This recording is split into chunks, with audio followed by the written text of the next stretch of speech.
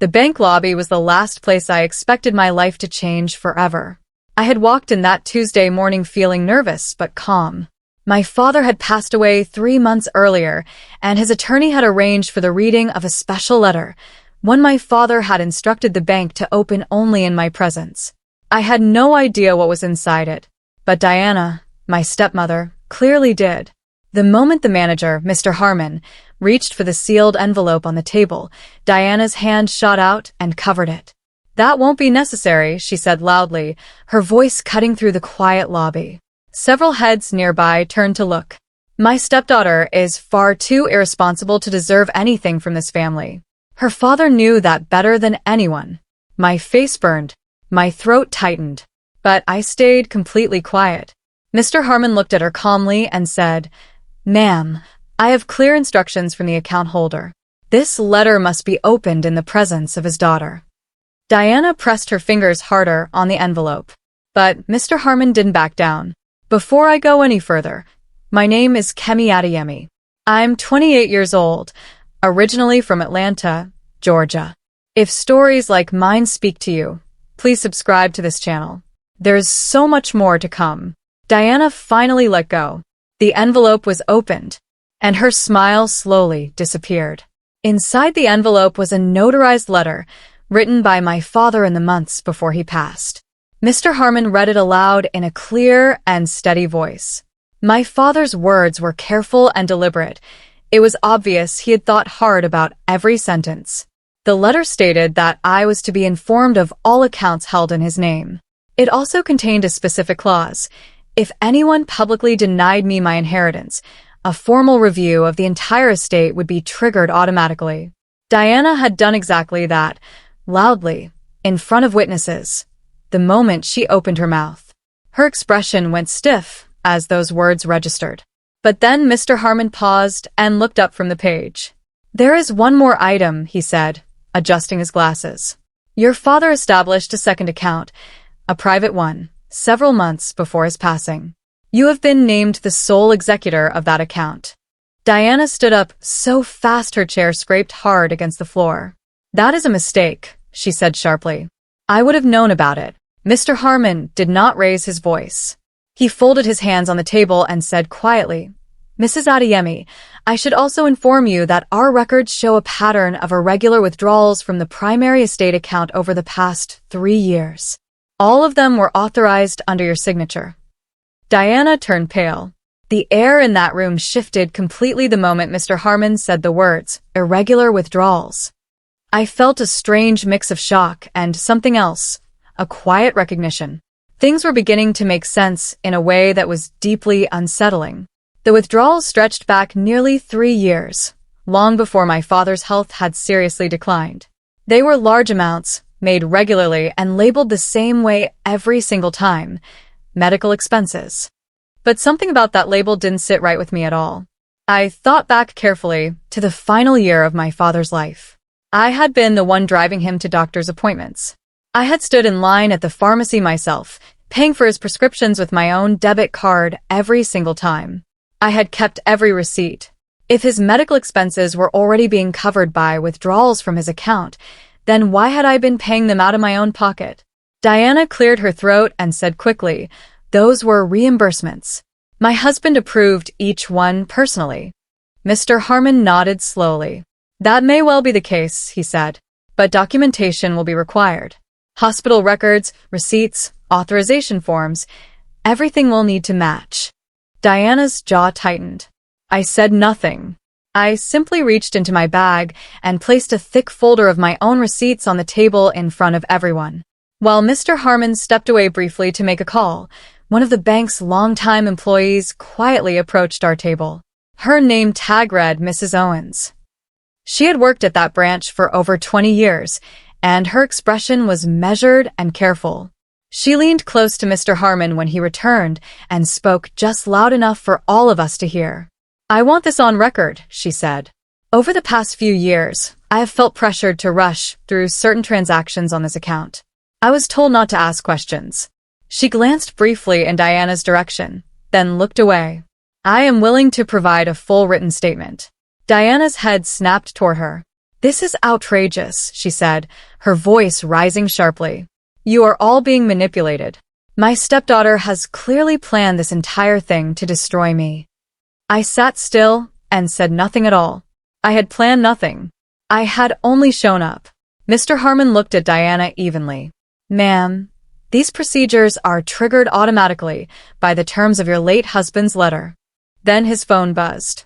He glanced at the screen and looked up. "The trust's legal advisor has been contacted," he said. "They are formally requesting a full audit of all estate accounts." Diana sat back down very slowly. 3 days later, we were seated around a long conference table in my father's attorney's office. Diana had requested a family meeting, and I had agreed to attend. My half-brother, Aaron, sat beside her with his arms crossed and his expression cold. Diana wasted no time. She painted a picture of me that I barely recognized: greedy, unstable, someone who had appeared at the last moment to take what wasn't mine. She said I had barely been present during my father's illness, while she had sacrificed everything to be by his side. Aaron nodded along without asking a single question. I waited patiently until she finished.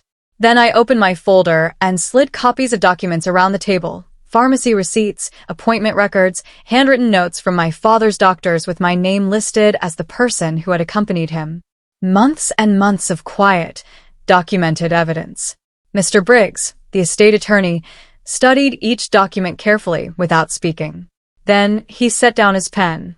"Given the scope of this review," he said, "I need to inform everyone present that certain estate accounts may need to be temporarily frozen while the audit is completed." Diana turned and looked at me with cold, calculating eyes. Aaron's expression finally flickered. The word "frozen" hit Diana like a splash of cold water to the face. She stood up from the table, her composure cracking for the first time I had ever witnessed. "This is completely unnecessary," she said, her voice loud and sharp. "I have bills. I have responsibilities. You cannot leave me sitting here with nothing while this investigation drags on." Mr. Briggs remained calm. "Mrs. Adeyemi, the freeze was not requested by your stepdaughter. It was triggered automatically when you publicly denied her inheritance at the bank. That is the exact outcome your late husband's letter was designed to address." Diana looked at me with something that went beyond anger. I looked back at her without flinching. Aaron shifted in his seat. I could see on his face that he was beginning to sense something more complicated was happening than his mother had prepared him for. The meeting ended without resolution, and we filed out of the conference room in heavy silence. That evening, Mr. Briggs called me privately. His voice was measured, but there was a notable weight in his tone that told me something new had come up. "Kemi," he said, "there is one more development you should be aware of.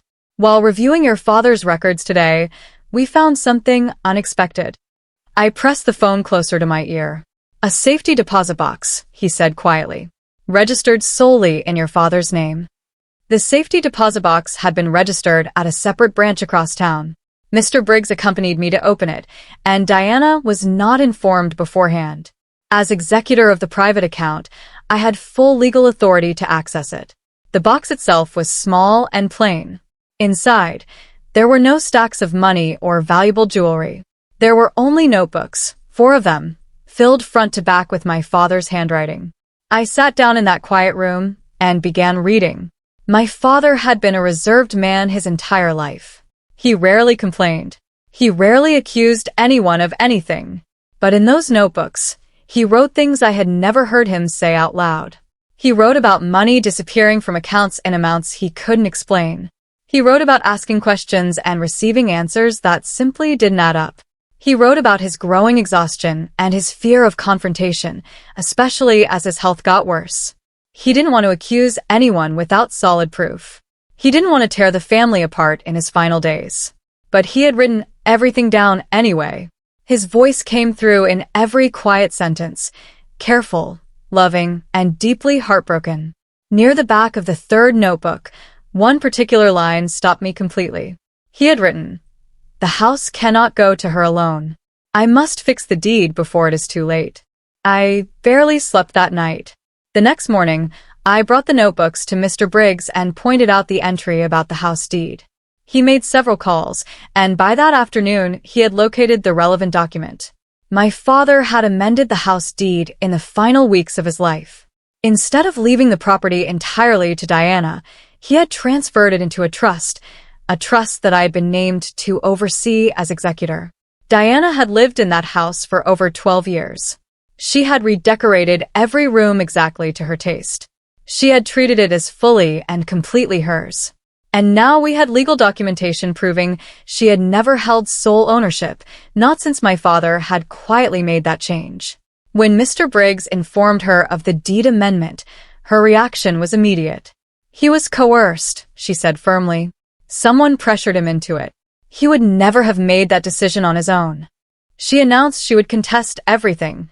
The trust, the deed, the audit, every last piece of it.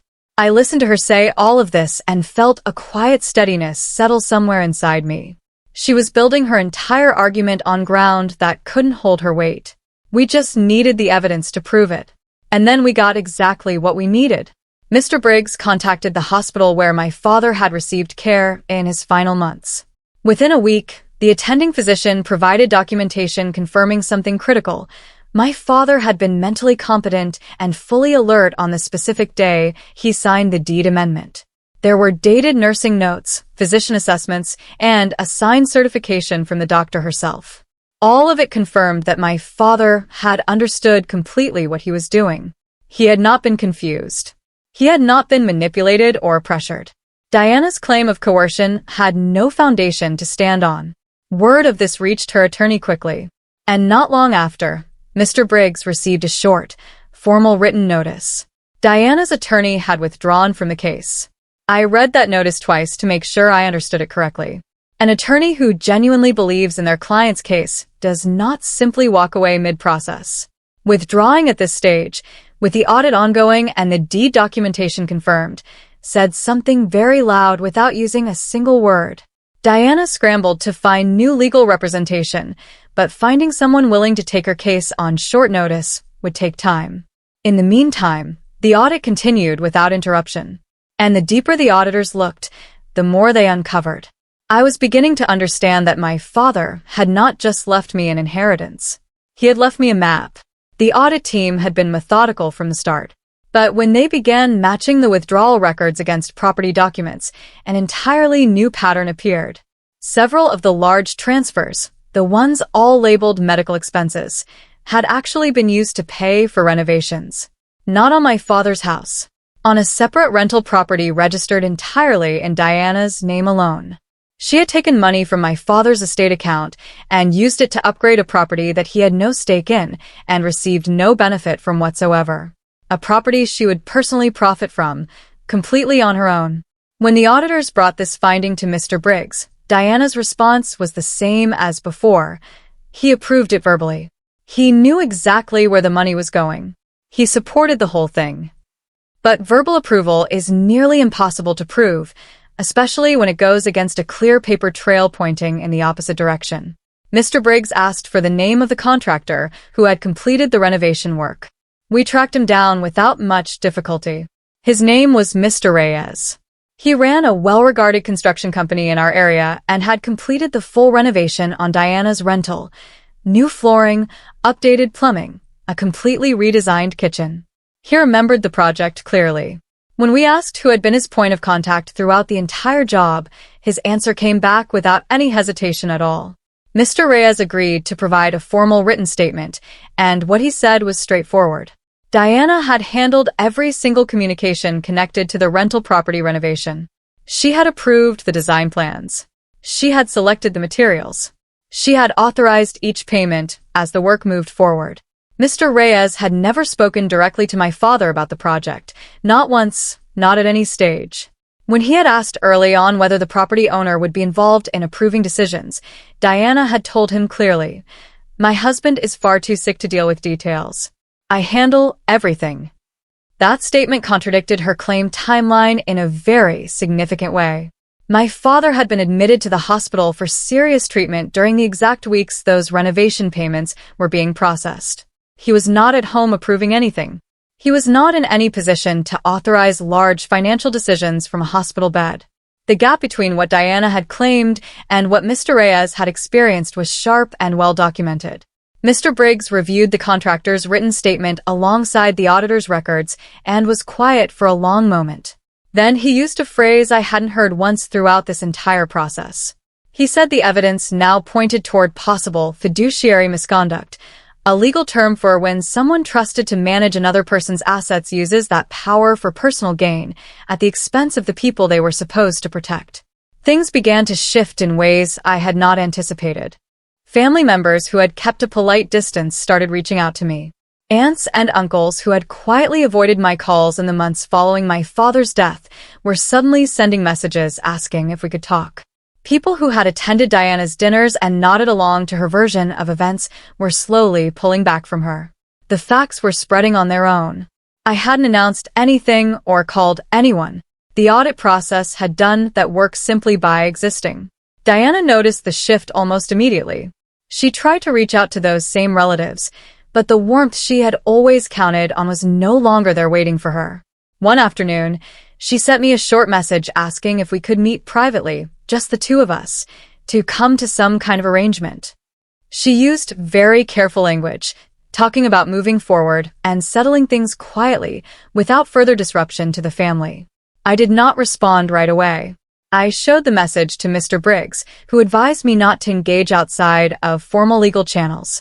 "Let the process continue," he said calmly. And then, just as Diana was working hard to quiet everything down, something new surfaced, something that added an entirely different level of weight to everything we had already uncovered. A life insurance policy. One that nobody had mentioned until now. My father had taken out a life insurance policy years before he and Diana were married. I had always known it existed but had never personally seen the documents. When the estate attorney requested a full accounting of all financial instruments connected to my father's name, the insurance company provided the complete policy file. What was inside stopped everyone cold. The original policy listed multiple beneficiaries, including me. But at some point before my father passed, the beneficiary designation had been changed. The updated form named Diana as the sole recipient of the entire payout. That alone might have been explainable in a different set of circumstances. Spouses change beneficiaries. It happens. But the date on the change form was the real problem. The form had been signed on a day when my father was hospitalized and sedated following a difficult medical procedure. I remembered that week clearly because I had been at the hospital every single afternoon. He had been unconscious for most of it. He was not in any condition to sign legal documents. And yet his signature appeared on that form. Mr. Briggs forwarded everything, the form, the hospital records confirming my father's exact condition on that date, to the insurance company's legal department. Within days, the insurance company opened its own formal inquiry. Diana had been counting on that payout for a long time. Now, it was completely on hold. At the insurance company's request, a handwriting expert was brought in to examine the beneficiary change form closely. The expert studied the signature with care, comparing it against verified samples of my father's handwriting collected from different periods of his life, including documents he had signed during his final months when he had been healthy enough to write normally. The findings were delivered in a detailed formal report. The expert identified multiple inconsistencies in the signature on the beneficiary form. The pen pressure was noticeably different. The natural flow of certain letters did not match my father's established writing patterns at any stage of his life. The spacing and angle of the signature were off in ways that were subtle but fully documentable by a professional. The report stopped short of declaring it criminal forgery. That level of determination would require separate legal proceedings. But it was serious enough to delay the insurance payout indefinitely and trigger an immediate referral to investigators. The news moved quickly through the estate process. And that was when something completely unexpected happened. Aaron, Diana's son, my half-brother, called me directly for the first time since all of this had begun. His voice was flat and controlled. He said he had been going through some documents on his own after learning about the insurance policy change. And he had found something Diana had never told him. Funds that were supposed to be shared, funds meant for him as well, had been quietly redirected elsewhere. Aaron didn't reach out to me because he suddenly felt sympathy for my situation.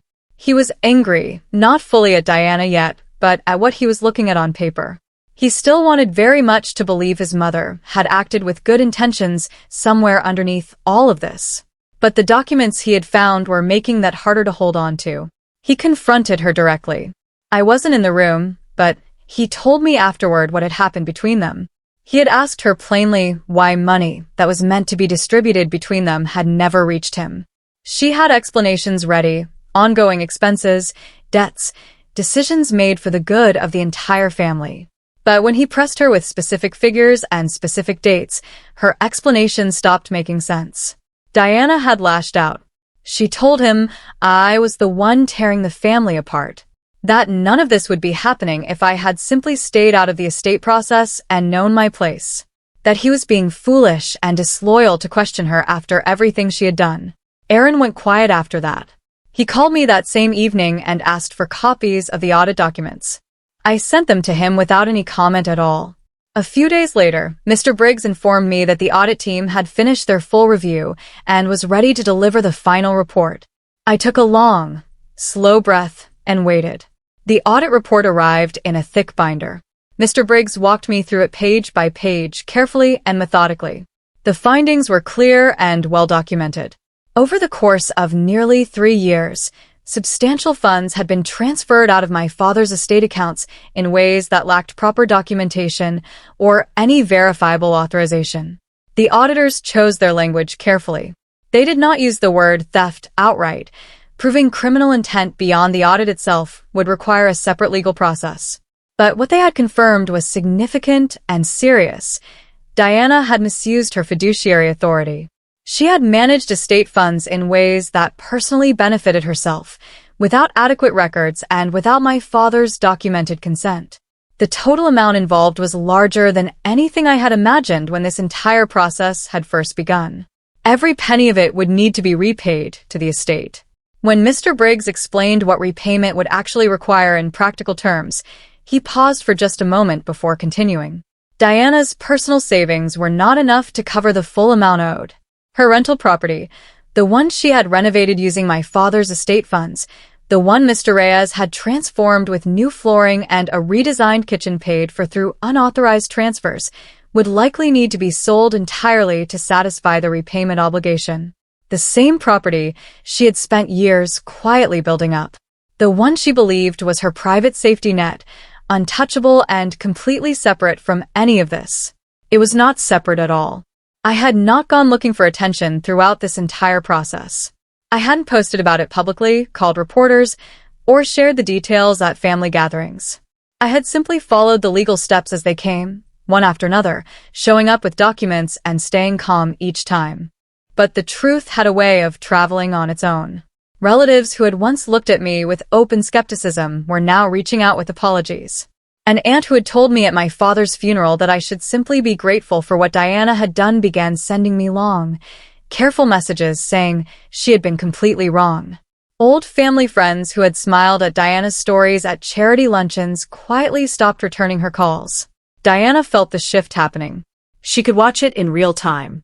The social world she had spent years carefully constructing around herself was pulling back, and she had nothing left to use as currency. No sympathy, no charm offensive, no image of the devoted and sacrificing wife. She made one final attempt to stop what was coming. She began contacting relatives with quiet offers to move certain assets privately before any court order could formalize the restrictions.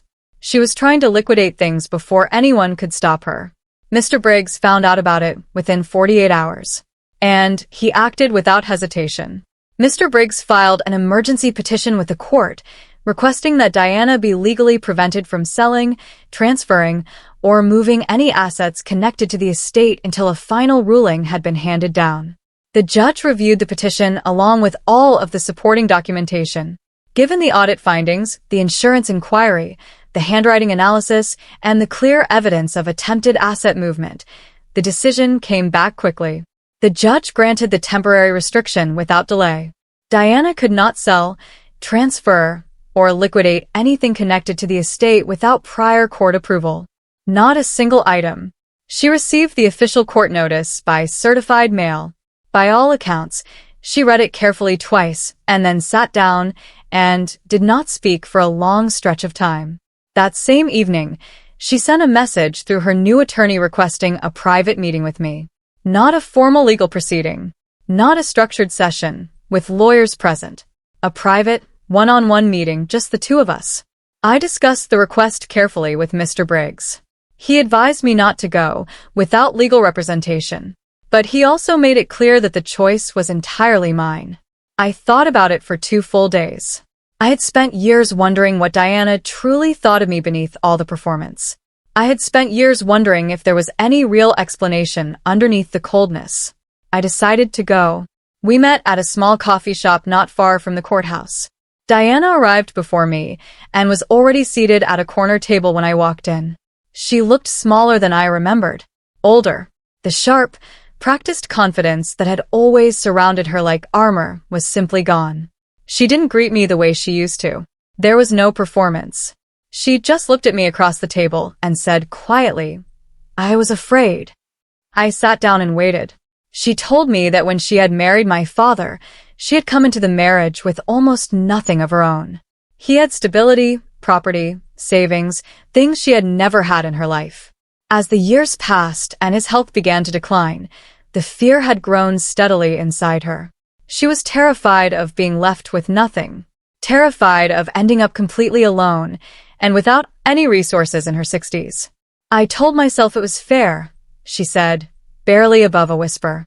I told myself I had earned it by being there for him all those years. She was not making excuses, or at least she was genuinely trying not to. I knew what I was doing was wrong, she said. Her voice broke slightly on that sentence. I knew it while I was doing it, but I couldn't seem to stop. I looked at her sitting across from me and saw something I had never seen in Diana before. Not the calculating woman I had built up in my mind over years. Just a frightened person who had made terrible choices. The court hearing itself was quiet and relatively brief. Mr. Briggs presented the full body of evidence, the audit report, Mr. Reyes's written statement, Mrs. Owens's testimony, the hospital records, the handwriting analysis, the deed documentation, and the journals my father had left inside that safety deposit box. Diana's new attorney offered limited defenses in return. Without a strong counter-narrative and without documents that could contradict the audit findings, there was very little solid ground left to stand on. The judge reviewed everything patiently and methodically. Then she delivered her ruling. The misused funds were to be repaid to the estate in full, structured across a court-supervised payment plan with regular oversight. Any failure to meet repayment terms would trigger immediate further legal action. Control of the trust, including full executive authority over the estate accounts and all related assets, would remain entirely with me as the named executor. I sat in that courtroom and felt something I had not expected in that moment. Not triumph, not the relief I had imagined. Something far quieter than either of those things. Like a weight that had been pressing steadily on my chest for months had finally, fully lifted. My father had written that letter. He had named me executor. He had put every single protection in place long before any of this had unfolded publicly. He had trusted me to see it through to the end. And then the judge looked up to address one final matter. The property. The house where Diana had lived for over 12 years. The house where my father had grown old and written in his journals late at night by lamplight, was formally transferred into trust control under my authority. As executor, I now held legal say over what happened to that house and when. The irony of it sat heavily in the air. The woman who had stood in a bank lobby and told a room full of strangers that I was too irresponsible to deserve anything now found herself in a position where I held legal authority over the roof above her head. She had said it publicly. She had said it without hesitation, as if she were announcing something obvious and settled. And now here we were. Mr. Briggs explained that I had several paths available to me. I could begin formal eviction proceedings and issue Diana a legal notice to vacate the property. I could negotiate a transitional living arrangement, or I could pursue other options permitted under the trust's established structure. He laid out each option carefully, without pushing me in any direction. Then he said, "This is entirely your decision, Kemi. Legally and practically, it belongs to you alone."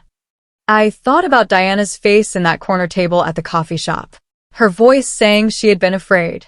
I thought about my father's quiet journals, page after page of a man trying to protect the people around him even as he was running out of time.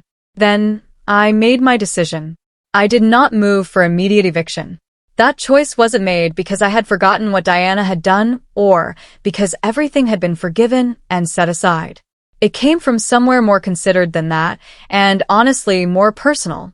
I had watched my father spend the last years of his life choosing to avoid direct confrontation because he feared tearing the family apart.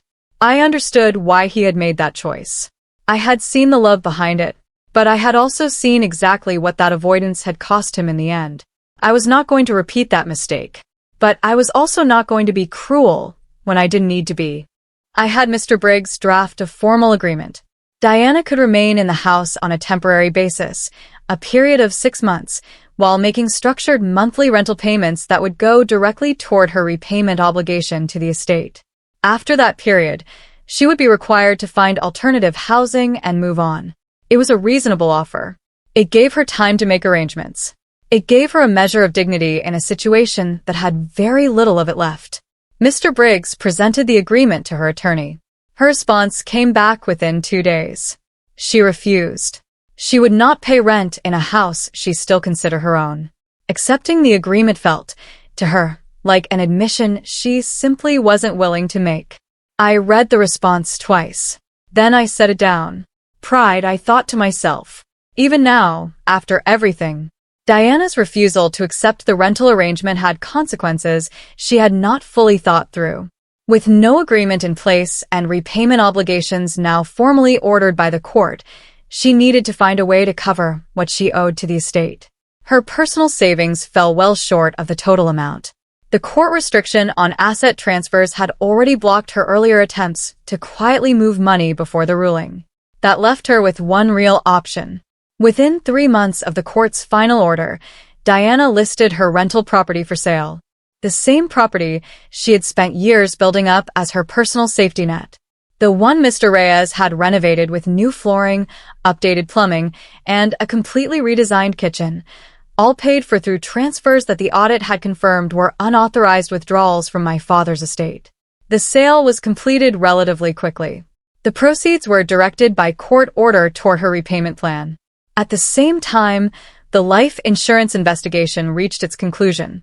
Given the documented signature inconsistencies and the undeniable circumstances surrounding the date that appeared on the beneficiary change form, the insurance company voided the policy change entirely.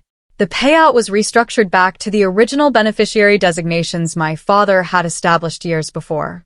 Diana received nothing from the policy. The day after the property sale was finalized, my phone rang. It was Mr. Harmon, the same bank manager who had gently but firmly removed that envelope from Diana's hands on that quiet Tuesday morning months ago. He had one final thing to share with me. Mr. Harmon asked me to come into the bank one last time. When I arrived, he led me back to the same private room where all of this had first begun. The same table, the same chairs, the same quiet air of formality. He sat across from me with a folder in his hands and slid it carefully in my direction. Inside was the finalized trust documentation. Every account, every asset, every clause fully resolved and properly transferred into order. Everything my father had quietly set in motion over his final months was now officially and legally complete. Mr. Harmon pointed to the very last page of the folder. Attached to the final documentation was a small sealed note. It had been placed there by my father's attorney alongside the original trust papers, with specific instructions that it be given to me only after the trust had been fully and properly settled. Not before. My hands were steady as I broke the seal and opened it. My father's handwriting was familiar and quiet on the page, the same unhurried way he had always written, the same way he had always spoken to me when it was just the two of us. The note said, "Responsibility is proven in silence, not in accusation. I knew you would find your way through this without losing who you are. That is why I trusted you with it. The real inheritance is not the property or the accounts. It is knowing exactly who you are when the pressure is greatest." I sat alone in that room for a long time, and I finally allowed myself to cry. In the months that followed, I used the properly restored estate funds to renovate my father's house. Not to sell it. Not to list it as a rental property for profit. I restored it carefully and thoughtfully, the way he would have wanted it, keeping the things he had loved and updating what had fallen into neglect over the years. I arranged for the house to be used for family gatherings throughout the year and, on certain weekends, for small community events held in his name. He had been a quiet man who believed in giving without making announcements about it. I wanted the house to carry that same spirit forward. Aaron and I began slowly rebuilding something between us. It was still fragile and required patience, but it was real. He was still working through everything he had learned, and I gave him the room he needed to do that at his own pace. Diana, several weeks after the sale of the rental property was finalized, sent me a handwritten letter. There were no demands in it. No justifications. Just a short, careful note acknowledging what she had done and expressing something that read, in its imperfect and halting way, like genuine remorse. I didn't call her. I didn't write back right away. But I kept the letter. The woman who had stood in that lobby and called me too irresponsible to deserve anything had lost her narrative, her schemes, and the control she had built her life around. I hadn't destroyed her. She had unraveled herself the moment she reached for that envelope and tried to keep it from my hands. My father had seen to the rest.